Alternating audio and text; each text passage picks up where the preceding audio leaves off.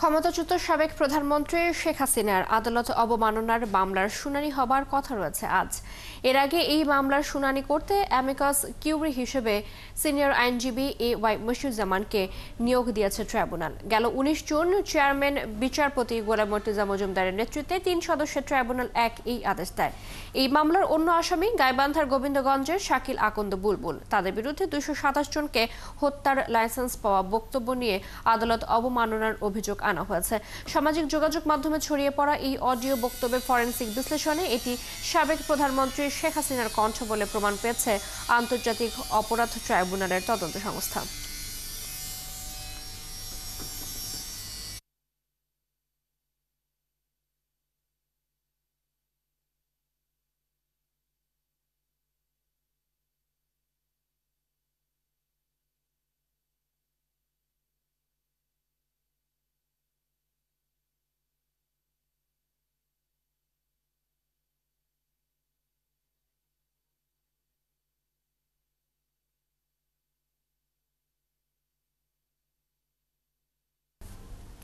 দর্শক, যেমনটি জানাচ্ছিলাম, ক্ষমতাচ্যুত সাবেক প্রধানমন্ত্রী শেখ হাসিনার আদালত অবমাননার মামলার শুনানি হবার কথা রয়েছে আজ।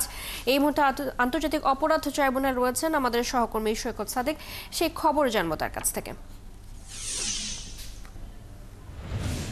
সৈকত, শেখ হাসিনার আদালত অবমাননার মামলার শুনানি নিয়ে কি তথ্য আছে আপনার কাছে জানাবেন?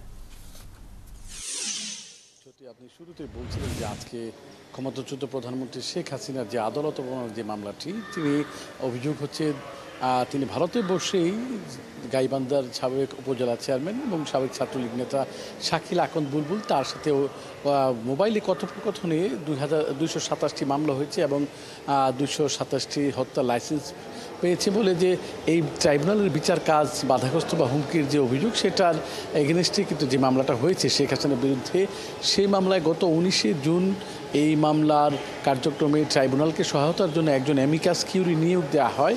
A.Y. মশিউজ্জামান হাইকোর্টের সিনিয়র আইনজীবীর পাশাপাশি শেখ হাসিনা ও এই বুলবুল আকন্দের পক্ষেও একজন আইনজীবী নিয়োগ দেওয়া হয়েছিল, আমিনুল গনি টিটু।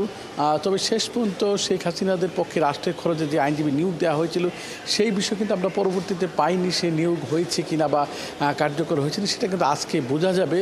আর আজকে এই মামলার যেহেতু একজন অ্যামিকাসকে নিয়োগও দেওয়া হয়েছে A.Y. মশিউজ্জামান, তবে এখন পর্যন্ত শুনানি শুরু হয়নি। ট্রাইব্যুনালের যে রাষ্ট্রপক্ষের যে আইনজীবী, তারাও এসেছেন এবং এখন পর্যন্ত যারা বিচারপতি রয়েছেন তারা এখন পর্যন্ত আসেন এবং 11টার দিকে যদি মামলার কার্যক্রম শুরু হয়, সেখান থেকে বোঝা যাবে যে এই মামলায় যেহেতু দুটি পত্রিকা বিজ্ঞাপনও দেওয়া হয়েছিল পলাতক শেখ হাসিনা এবং বুলবুলকে হাজিরের জন্য, এরপরেই কিন্তু হাজির না হওয়ার পরে কিন্তু এই যে অ্যামিকাস কিউরি নিয়োগ হয়েছে, রাষ্ট্রের খরচে আসামিপক্ষে আইনজীবী নিয়োগ হয়েছে। আজকে আদালতে দেখা যাবে যে রাষ্ট্রপক্ষের প্রসিকিউশনের পাশাপাশি এই রাষ্ট্র নিয়োজিত অ্যামিকাস কিউরি এবং আসামি পক্ষের আইনজীবী তারা আসেন কিনা এবং তাদের উপস্থিতিতে শুনানিতে আজকে সিদ্ধান্ত হতে পারে। যেহেতু আদালত অপমাননার মামলা, এই মামলার সাজা 1 বছরের সাজা বা দণ্ড রয়েছে, সেটা কি আজকে আদেশ হবে কিনা বা আরও দীর্ঘদিন শুনানি হবে কিনা, সেই বিষয়টা কিন্তু আমরা আজকের এই শুনানির পরেই কিন্তু আমরা জানতে পারবো। আন্তর্জাতিক ট্রাইব্যুনালের একের চেয়ারম্যান বিচারপতি গোলাম মর্তুজা মজুমদারের নেতৃত্বাধীন এই ট্রাইব্যুনালে কিন্তু আজকে শুনানি হবে। তো চৈতি এর জন্য হয়তো আমাদের আরও ঘণ্টাখানিক অপেক্ষা করতে হবে। 11টা নাগাদ শুনানি শুরু হলে কিন্তু আমরা পরবর্তী সংবাদে জানিয়ে দিতে পারবো যে এই শেখ হাসিনার আদালত অবমাননার মামলার আজকের সিদ্ধান্ত কি হলো। এখন পর্যন্ত চৈতি এই হচ্ছে ট্রাইব্যুনালের সর্বশেষ পরিস্থিতি। ধন্যবাদ সৈকত। নিশ্চয়ই পরবর্তীতে আবারও আপনার সাথে আমরা যুক্ত হব এবং জানবো সেখানকার সবশেষ খবর।